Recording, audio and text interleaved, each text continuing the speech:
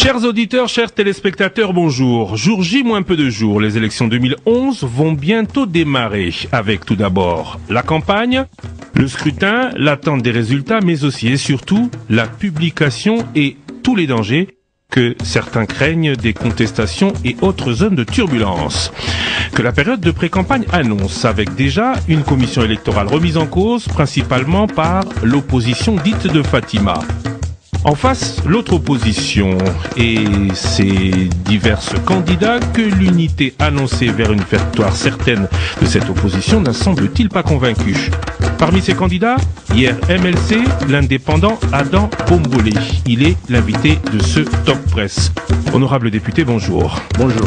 Pour vous interroger, Blaise Zaindantolé de Digital Congo, Clément Zaouchobo de RTVS 1, Eric Ambagomazo de Top Congo FM, Solange Kwale-Pembele d'Antenne A, Gaël Kibungu de Congo Web TV, Paul Diakesté de Studio Sango Malamu et Dolai Chimanga du Soft International.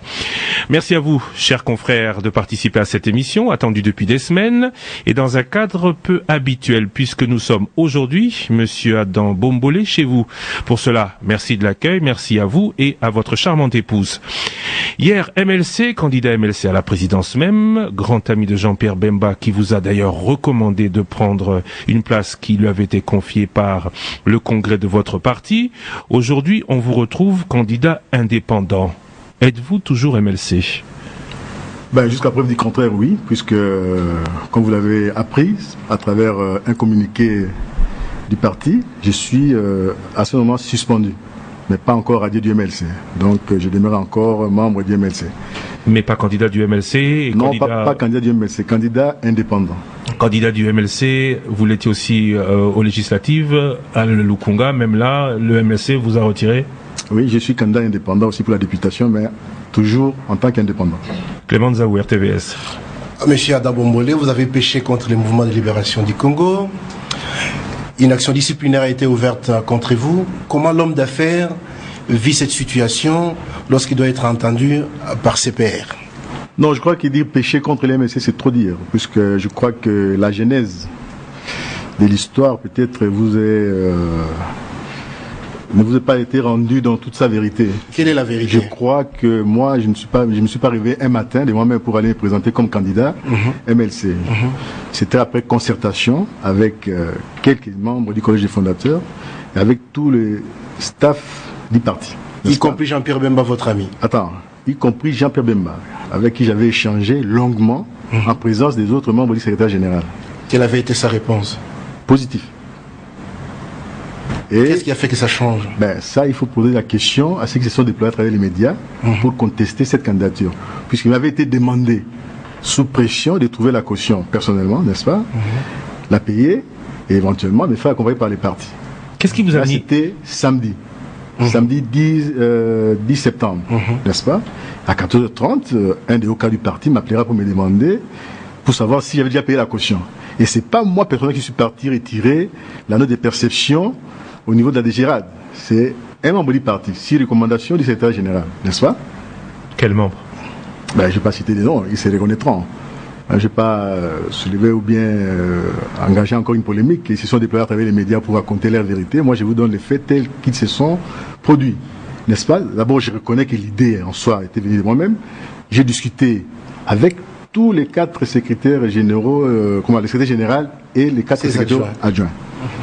En présence de l'honorable sénateur Raymond Ramazani, n'est-ce pas? Et nous avons convenu d'appeler le président Bemba lui-même au téléphone. On a discuté avec lui, j'ai soumis cette idée, et après un long débat, il avait été convenu que moi, je représente les MLC à ce niveau des élections. Il m'avait été demandé de trouver les 55 000 $ personnellement, avec les risques que cette caution ne sera jamais remboursée au cas où nous aboutrions à une candidature commune de l'opposition. J'avais accepté, puisque ma candidature, c'était d'abord pour donner une visibilité au MLC, n'est-ce pas? Et contrairement à ce que les autres collègues disent à travers la télé, on n'a pas violé une quelconque résolution du Congrès, puisque la première résolution disait ceci: le MLC présentera des candidats à tous les niveaux des élections, n'est-ce pas? Bref, pour revenir à la question précisément, donc je prends l'aval de tout le monde, je paye la caution, J'ai passé une émission sur Télé 50 et il y a un revirement de quelques cadres du parti. Je ne m'explique pas, je pose la question, on me dit non, entre-temps, nous avons réfléchi à une autre stratégie, hein, n'est-ce pas, et qu'il fallait à ce moment-là me dédire. Je me suis dit non, tu vas me dédire après être passé à la télévision. Il y a d'autres mécanismes pour retirer la candidature. Évoluons et voyons pendant les processus ce que nous pourrions faire. Si jamais nous aboutissons à cette candidature, ils n'ont pas voulu, donc, raison pour laquelle je me suis présenté en indépendant. La commission de discipline, c'est un faux problème. Non. Voilà. Quelques temps après le dépôt de candidature, j'ai reçu la lettre de suspension. Je n'ai pas réagi puisque je suis républicain, je connais le statut du parti.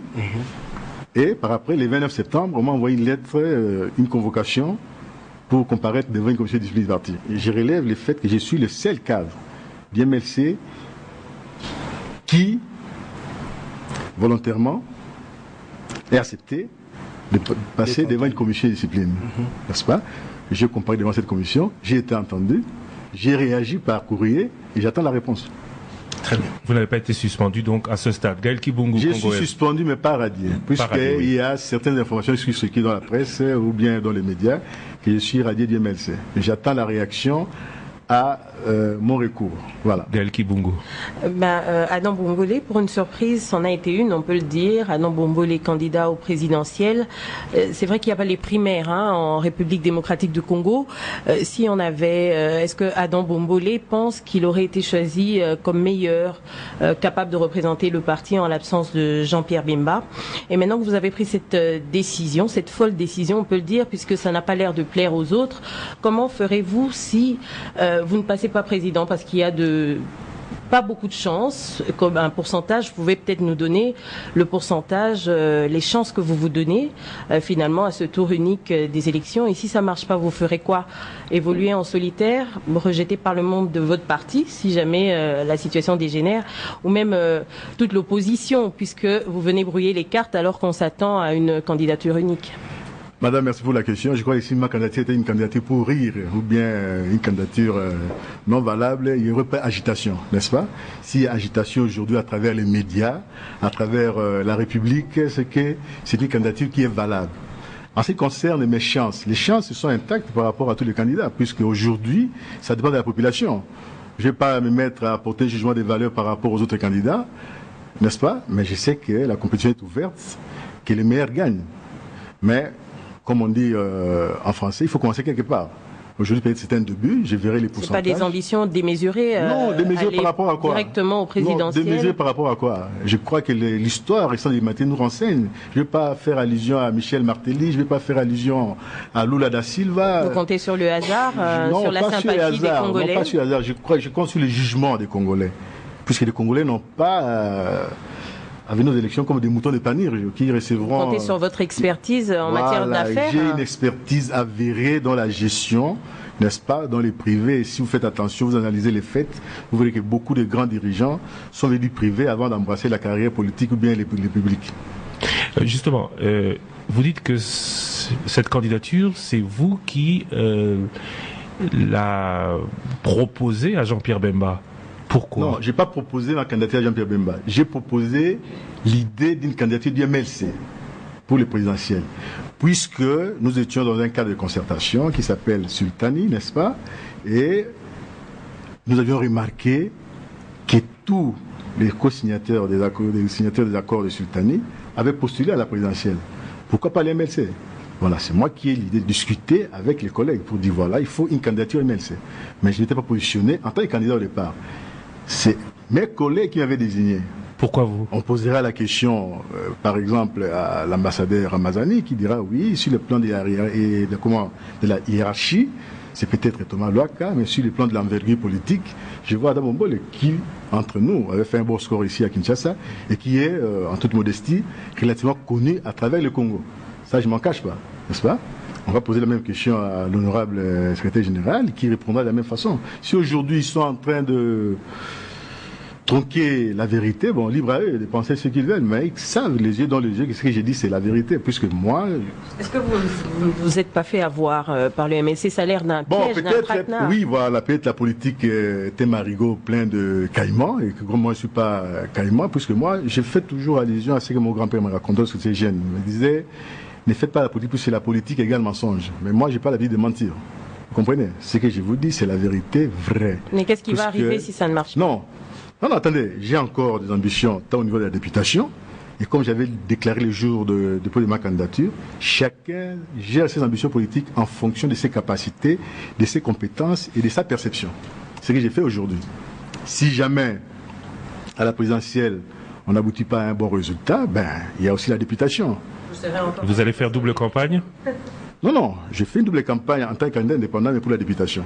En ce qui concerne, comment dirais-je, l'effectivité de mon engagement dans les MLC, ça dépend de ceux qui sont là en train de gérer les partis aujourd'hui. S'ils estiment qu'ils n'ont pas besoin de ma collaboration ou de mon accompagnement, ben, libre à eux de les penser. Mais je ne vais pas livrer une bataille pour me camponner dans les MLC.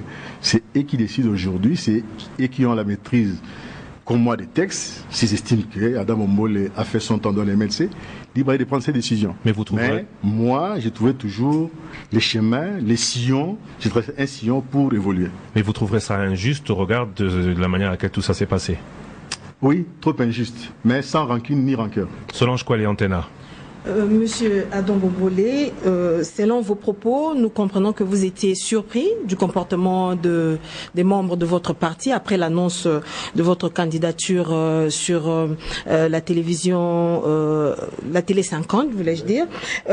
Qu'est-ce que vous pensez qu'il y a quelque chose qui s'est passé entre cette annonce et son refus?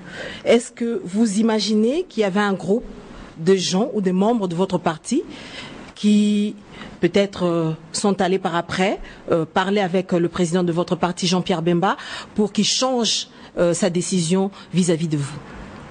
Merci Madame Kwale. Ce qui est frustrant dans cette affaire, c'est que jusqu'à 13h30, tout le monde est unanime, n'est-ce pas? 16h, disons, pas même 16h, jusqu'à 17h, tout le monde est d'accord avec moi. À 17h, et des poussières, ça change. Ce qui s'est passé entre-temps, c'est-à-dire de 11h30 à 17h, je ne peux pas faire des enquêtes pour approfondir. Je vous annonce les choses telles que moi, je les ai apprises, n'est-ce pas? Ceux qui ont envenimé la situation, ben, je crois que c'est peut-être mon destin, n'est-ce pas? Peut-être qu'ils vont faciliter les choses pour avoir une nouvelle perception sur ma carrière politique. Peut-être qu'ils vont faciliter les choses pour avoir d'autres ouvertures. On ne sait jamais.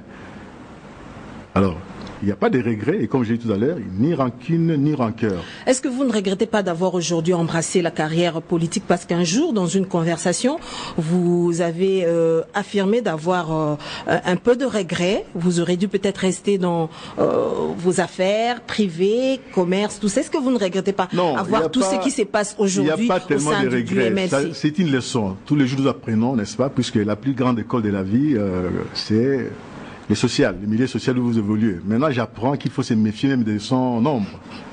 N'est-ce pas? Il faut se méfier lorsqu'il n'y a pas d'écrit. Je ne regrette pas, puisque la politique, c'est comme une drogue. Donc, on s'y met, ben, on continue. Et la base aujourd'hui, elle est avec vous? Ce qui est vrai, c'est que ma participation, comment dirais-je, ma présence dans le MLC m'a causé aussi